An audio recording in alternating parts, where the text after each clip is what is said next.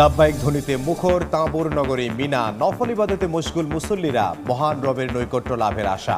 কাল আরাফার ময়দানে যাবেন হাজিরা। ইরান ইস্যুতে ট্রাম্পের নরম সুর, চুক্তি নিয়ে তাড়াহুড়ো না করতে প্রতিনিধিদের নির্দেশ, হরমুজ খুলে দিতে দুপক্ষের নীতিগত সমঝোতার দাবি। মন্তব্য নেই তেহরানের।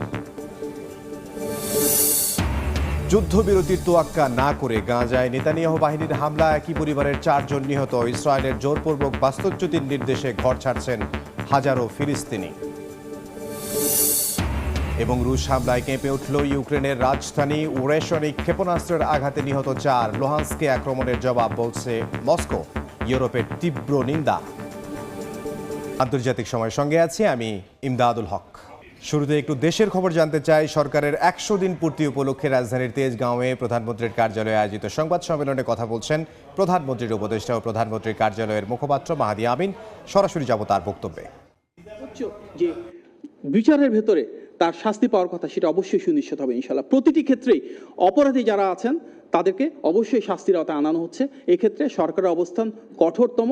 সরকার আইনের সর্বোচ্চ প্রয়োগের মাধ্যমে দ্রুততম সময়ে অবশ্যই ন্যায় বিচার প্রতিষ্ঠা করবে।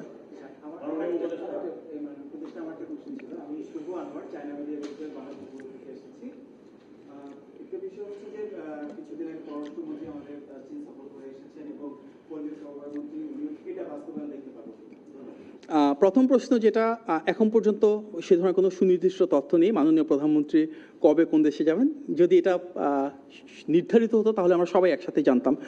নির্দিষ্টভাবে চীন না, আমরা মনে করি প্রত্যেকটা দেশের সাথে বাংলাদেশের যে পররাষ্ট্র নীতি, সেটা সমতা, ন্যায্যতা এবং দ্বিপাক্ষিক স্বার্থের উপর নির্ভর করে করা হবে। বিএনপির যে রাজনীতি, সেটি সবার আগে বাংলাদেশ। তার মানে বাংলাদেশের স্বার্থ, বাংলাদেশের সার্বভৌমত্ব এবং দ্বিপাক্ষিকভাবে আমরা ব্যবসা, বাণিজ্য, কর্মসংস্থান, শিক্ষা, স্বাস্থ্যসহ প্রতিটা ক্ষেত্রে কীভাবে আরও বেশি কোলাবোরেশন তৈরি করতে পারি, আরও বেশি সহযোগিতার হাত বাড়াতে পারি, সেভাবে আমাদের পররাষ্ট্রনীতি নির্ধারণ করব। পদ্মা ব্যারেজের ক্ষেত্রে ইতিমধ্যে আমাদের সিদ্ধান্ত গৃহীত হয়েছে। এটা সরকারের নীতি নির্ধারণে যে নিয়মকানুনগুলো রয়েছে সেগুলো প্রতিপালন করে যত দ্রুততা সম্ভব আমরা ইনশাআল্লাহ বাস্তবায়ন করব।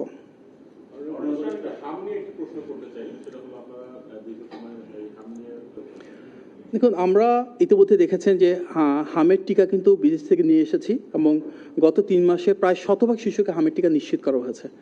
As a forward looking government আমরা নিশ্চিত করতে চাচ্ছি ভবিষ্যতে যেন আর কখনো এই বিষয়টা না ঘটে। ব্যাকওয়ার্ড লুকিং ইনভেস্টিগেশনের কথা যেটা বলছেন, সেটা হয়তো সংশ্লিষ্ট মন্ত্রণালয়ে যারা নীতি নির্ধারক রয়েছেন ওনাদের কাছে পূর্ণাঙ্গ তথ্য রয়েছে। আমার কাছে সেই তথ্যটা নাই, কিন্তু মাননীয় প্রধানমন্ত্রীর নির্দেশে সবাই মিলে যেন হামের এখান থেকে শিশুদেরকে রক্ষা করা যায় এবং সবার জন্য টিকার ব্যবস্থা করা যায়। আমাদের ডিপ্লোমেসির পার্টি হিসেবেও আমরা সেই টিকাগুলোকে দ্রুতভাবে এনে সবার জন্য নিশ্চিত করছি। আমরা এতটুকু কথা দিতে পারি ইনশাআল্লাহ সামনের দিনগুলোতে হাম বা অন্য যে কোনো রোগ থেকে আমাদের ভবিষ্যৎ প্রজন্মকে কিভাবে সুরক্ষিত রাখা যায়, কিভাবে প্রতিটি পরিবারের নিশ্চয়তা, নিরাপত্তা আমরা নিশ্চিত করতে পারি, সেগুলো নিয়ে আমাদের অগ্রাধিকার ভিত্তিতে কাজ চলমান রয়েছে। ধন্যবাদ। সরাসরি ছিলাম প্রধানমন্ত্রীর কার্যালয়ে প্রধানমন্ত্রীর মুখপাত্র মাহাদি আমিন। তিনি কথা বলছিলেন। তাঁর বক্তব্যের বাকি অংশ দেখতে ভিজিট করুন সময় টিভির ফেসবুক পেজে। ফিরছি আন্তর্জাতিক সময়। শুরু হলো পবিত্র হজের আনুষ্ঠানিকতা। এরই মধ্যে মক্কা নগরী থেকে তাঁবুর শহর মিনায় পৌঁছেছেন লাখ লাখ হাজি। কাল বাদ ফজর তারা যাবেন আরাফার ময়দানে। বিস্তারিত আব্দুল্লাহ তামিমের রিপোর্টে। তাঁবুর শহর মিনা, যতদূর চোখ যায় সাদা তাঁবু আর তাঁবু।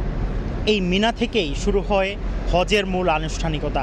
আজ 8 জিলহজ, জোহরের নামাজ, আসর, মাগরিব, এশা এবং তারপর দিন অর্থাৎ 9 তারিখ ফজরের নামাজ আদায় করা পর্যন্ত এই মিনায় অবস্থান করেন হাজিরা। এই মিনার ময়দান অত্যন্ত তাৎপর্যপূর্ণ ইসলামের ইতিহাসে। প্রায় 20 লক্ষ মুসলিম সমবেত হয়েছে মিনার তাঁবুর শহরে।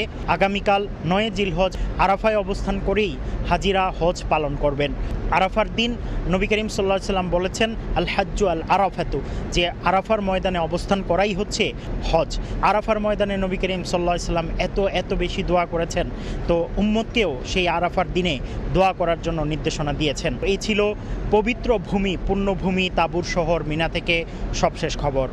ইরানের সঙ্গে সম্ভাব্য চুক্তি নিয়ে আশাবাদী হলেও তাড়াহুড়ো করতে রাজি নন মার্কিন প্রেসিডেন্ট ডোনাল্ড ট্রাম্প।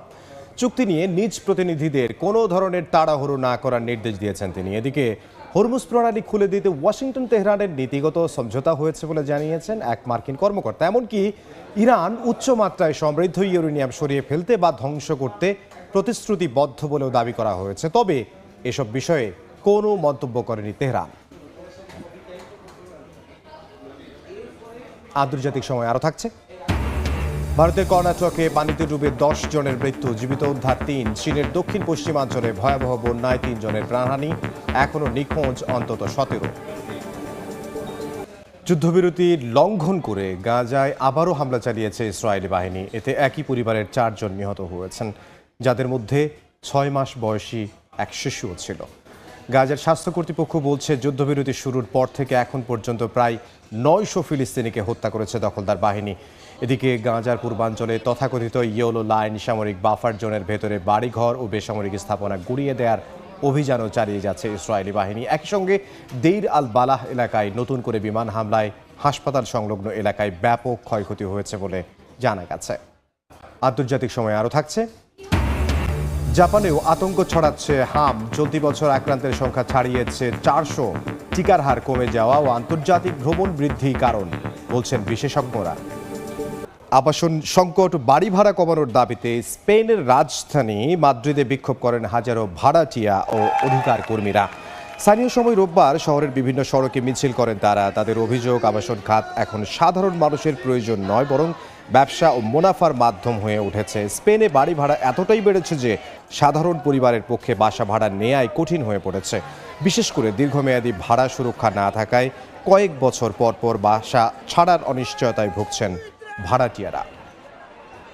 রাশিয়ার ভয়াবহ ক্ষেপণাস্ত্র ও ড্রোন হামলায় কেঁপে উঠল ইউক্রেনের রাজধানী কিয়েভ। হাইপারসনিক ওরেশনিক ব্যালিস্টিক ক্ষেপণাস্ত্রের আঘাতে 4 জন নিহত হয়েছেন, আহত হয়েছেন অন্তত 60 জন। রুশ প্রতিরক্ষা মন্ত্রণালয় জানায় হামলায় ব্যবহার করা হয়েছে পরমাণু সক্ষমতা সম্পন্ন ওরেশনিক হাইপারসনিক ব্যালিস্টিক ক্ষেপণাস্ত্র, ইস্কান্দার, কিনজাল এবং জিরকন ক্রুজ মিসাইল সহ শত শত ড্রোন। ইউক্রেনের বিমান বাহিনীর দাবি, রাশিয়া 600 ড্রোন এবং 90টি ক্ষেপণাস্ত্র ছোড়ে, যার বেশিরভাগই ভূপাতিত করা হয়েছে। রুশ নিয়ন্ত্রিত অঞ্চলে কিয়েভের হামলার পাল্টা জবাব দিতেই এই অভিযান বলে জানিয়েছে মস্কো। এদিকে রুশ বাহিনীর এই আক্রমণ তীব্র নিন্দা জানিয়েছেন ইউরোপীয় নেতারা। ভারতের দক্ষিণ পশ্চিমাঞ্চলীয় রাজ্য কর্ণাটকে জোয়ারের পানিতে ডুবে অন্তত 10 জনের মৃত্যু হয়েছে। এর মধ্যে একই পরিবারের 8 জন। স্থানীয় সময় রোববার রাজ্যটির উত্তরের কন্নড় জেলায় এই মর্মান্তিক দুর্ঘটনা ঘটে।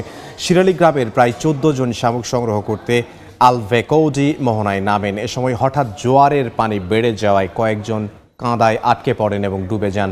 উদ্ধার কাজে নিয়োজিত দল স্থানীয় সোমবারও অভিযান চালায়, যেখানে আরও একটি মরদেহ উদ্ধার করা হয়। স্থানীয় নিরাপত্তা বাহিনী জানিয়েছে নিখোঁজদের সন্ধানে উদ্ধার অভিযান অব্যাহত রয়েছে। চীনের দক্ষিণ পশ্চিমাঞ্চলের চংকিংয়ে ভয়াবহ বন্যায় 3 জনের মৃত্যু হয়েছে, এখনও নিখোঁজ রয়েছেন অন্তত 17 জন। দেশটির চংকিং শহরের ইয়াংচুয়ান জেলায় রোববার ভয়াবহ বন্যা হয়। পানির নিচে তলিয়ে গেছে সড়ক ও জনপদ। স্থানীয় কর্তৃপক্ষ উদ্ধার ও ত্রাণ কার্যক্রম চালিয়ে যাচ্ছে। সাম্প্রতিক ভারী বৃষ্টিপাতের কারণে চীনের বিভিন্ন অঞ্চলে বন্যা ও ভূমিধসের ঝুঁকি বেড়েছে বলে জানিয়েছেন আবহাওয়া কর্মকর্তারা। বাংলাদেশের মতো জাপানেও উদ্বেগের কারণ হয়ে দাঁড়িয়েছে হাম। 2015 সালে বিশ্ব স্বাস্থ্য সংস্থার কাছ থেকে হামমুক্ত স্বীকৃতি পাওয়া দেশটিতে চলতি বছর আক্রান্তের সংখ্যা এরই মধ্যে 400 ছাড়িয়েছে।